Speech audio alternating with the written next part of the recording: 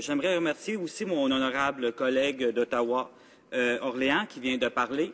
Et je voudrais lui rappeler de bien profiter des moments encore où on a encore les données suffisantes à Statistique Canada pour pouvoir le citer, parce que bientôt, Statistique Canada va encore avoir des coupures. On va encore perdre des emplois dans Statistique Canada. Alors, je lui conseille de prendre bien soin, de bien prendre en note toutes les statistiques qu'il a encore entre les mains, parce que malheureusement, ça ne durera pas longtemps.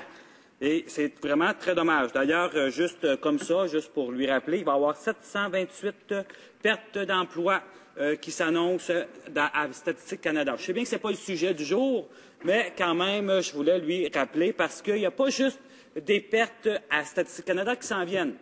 On a une belle loi et j'espère que mon honorable collègue qui a parlé et qui a annoncé cette loi, mon honorable collègue conservateur, n'oubliez pas que s'il a vraiment en cœur les parcs canadiens, qu'il se rappelle qu'il y a un projet de loi qui est déposé présentement, si je ne me trompe pas, le budget d'implémentation, la loi d'implémentation du budget, la C-38, si je ne me trompe pas, qui annonce, je vous le mentionne, 1600 pertes d'emplois à Parc Canada.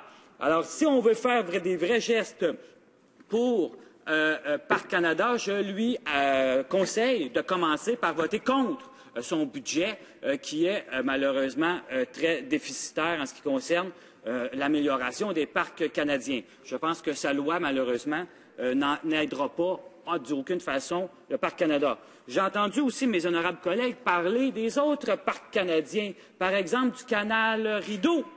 Le canal Rideau, une des plus longues patinoires mondiales, si ce n'est pas la plus longue patinoire au monde. Eh bien, imaginez-vous, Monsieur le Président, qu'il va y avoir des pertes d'emplois là aussi. Imaginez-vous qu'il va y avoir des pertes d'emplois au fort Louisbourg de Nouvelle-Écosse, au canal du Chambly à Québec, etc. Donc, même au parc Banff, le parc national Banff. Alors, qu'est-ce que ça va avoir comme conséquence, Monsieur le Président? C'est que la loi de mon honorable collègue n'aide pas du tout à favoriser une meilleure diversité des parcs, une meilleure conservation des parcs, une plus grande accessibilité aussi aux parcs aux gens. Au contraire, le budget qui s'en vient va tout ruiner, le minime effort qu'il essaye de faire. Parce que changer de nom, c'est pas ça qui va faire qu'il va y avoir plus d'accessibilité, etc. Il faut bien comprendre que si on a des coupes on a des pertes d'emplois, mais aussi les saisons, la saison va être plus courte, la saison touristique va être plus courte, le service va être moins bon. Le temps d'attente, imaginez-vous, pour les écluses, Monsieur le Président, va s'allonger d'une manière sans fin. Et ça va nuire au tourisme. Et l'industrie du tourisme, on le sait, les conservateurs se vantent souvent d'être les pros de l'économie, mais là, ils sont en train de s'attaquer directement à l'économie du tourisme. Et ça va nuire à notre économie. Au contraire, ils vont couper des emplois, ils vont nuire à l'économie. Ces pertes-là d'emplois à Parc Canada sont une honte, Monsieur le Président, quand on pense à notre industrie touristique. On est en train de tuer l'économie touristique de l'autre côté et c'est vraiment honteux de leur part. Ça me fait vraiment de la peine de devoir mentionner ça. Alors, la loi de notre collègue conservateur ici, malheureusement, ne va pas aider à Parc Canada du tout. Et je voudrais mentionner, Monsieur le Président, que je siège au Comité de l'environnement et on est présentement en train d'analyser un plan de conservation nationale. Et on sait que les parcs canadiens favorisent, bien sûr, la conservation nationale et la biodiversité. D'ailleurs, Monsieur le Président, je voudrais vous annoncer que présentement, on a des cibles internationales. On a une entente internationale qu'on a signée qui vise 17 d'ici 2020 de conservation de notre espace terrestre et 10 de notre conservation de notre espace marin. Je vous entends tout de suite, Monsieur le Président, de votre siège, vous me demandez, oui, mais Monsieur le député de Drummond, quelles sont présentement les cibles, quels sont nos objectifs qu'on a atteints jusqu'à maintenant? Vous vous posez la question, bien sûr, comme tous les Canadiens et les conservateurs qui nous écoutent. Hein, vous vous posez cette question-là. Imaginez-vous, Monsieur le Président, seulement 1% de l'espace marin est présentement protégé et seulement 10% de notre espace terrestre est présentement protégé. Alors, on a beaucoup de travail à faire avant de commencer à changer un nom de parc. On a beaucoup de travail à faire pour s'assurer de conserver notre biodiversité. Vous savez que présentement, on a une loi, malheureusement, encore dans le C-38, tout un paquet de lois. Moi, j'appelle ça une loi mammouth, ça n'a pas d'allure. On a tout mis là-dedans et puis on ne pourra pas, malheureusement, à pouvoir analyser ces lois-là au Comité de l'environnement. Comme vous le savez, Monsieur le Président, je ne vous annonce rien, je ne vous apprends rien. Dans cette loi-là, il y a aussi la loi sur les pêches qui va être modifiée. Et la loi sur les pêches s'attaque à l'habitat du poisson. Imaginez-vous donc, Monsieur le Président, que les parcs et la protection de l'habitat, c'est vraiment quelque chose qui est essentiel pour permettre de conserver la biodiversité. Je vais vous lire quelque chose, Monsieur le Président. Je suis sûr que ça vous intéresse et que vous allez être très surpris d'apprendre cela.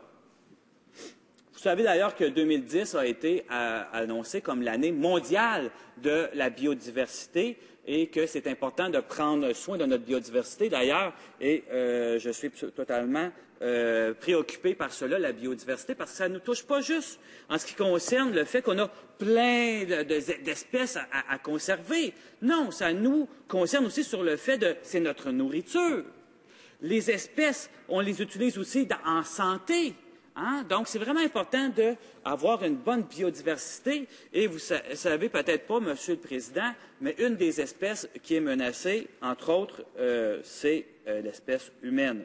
Donc, dans notre conservation de la biodiversité, on a tout un travail à faire. Aussi, je vais encore en glisser un mot par rapport à cette priorité-là de cette loi, de ce projet de loi-là de changer un nom de parc. Monsieur le Président, on a des priorités bien plus urgentes. C'est, entre autres, le réchauffement climatique. Et il n'y a rien dans le budget sur le réchauffement climatique. Au contraire, on va accroître d'une manière exponentielle ici au Canada notre réchauffement climatique d'une manière catastrophique. Je vous annonce quelque chose que vous savez probablement. À cause du réchauffement climatique, un des impacts de ça, c'est qu'il y a 1/5 des espèces qui sont menacées de disparaître. Et parmi ces espèces, je le mentionnais, il y a l'être humain. Je vous cite le président de la Convention sur la diversité biologique. Pour chaque degré centigrade de réchauffement, on peut estimer que 10% de toutes les espèces connues disparaîtront. Le changement climatique participe à la réduction de la biodiversité, imaginez-vous, Monsieur le Président. L'homme n'est pas le seul à être menacé. On parle ici de, bon, j'aime mieux dire l'espèce humaine que l'homme, là, n'est pas le seul à être menacé par les changements climatiques. La biodiversité court aussi un véritable danger. En marge du sommet de Copenhague, le président de la Convention sur la diversité biologique a annoncé, je le répète, qu'1/5 des espèces animales et végétales étaient menacées de disparition si rien n'est fait pour limiter le réchauffement de la planète.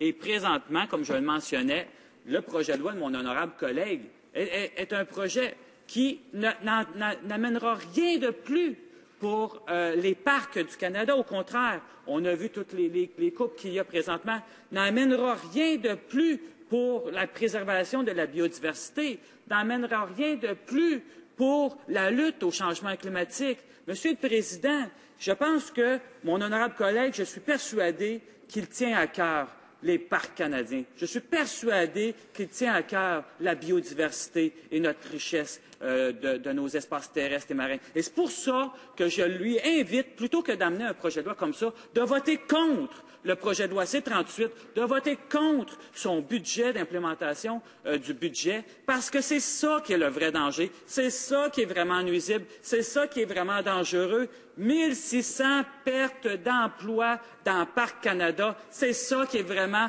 dangereux, mon honorable collègue, Monsieur le Président, que je voudrais adresser à mon honorable collègue, et c'est ça qu'il devrait faire à la place, voter contre son budget, que plutôt d'amener ce projet de loi-là. Merci, Monsieur le Président.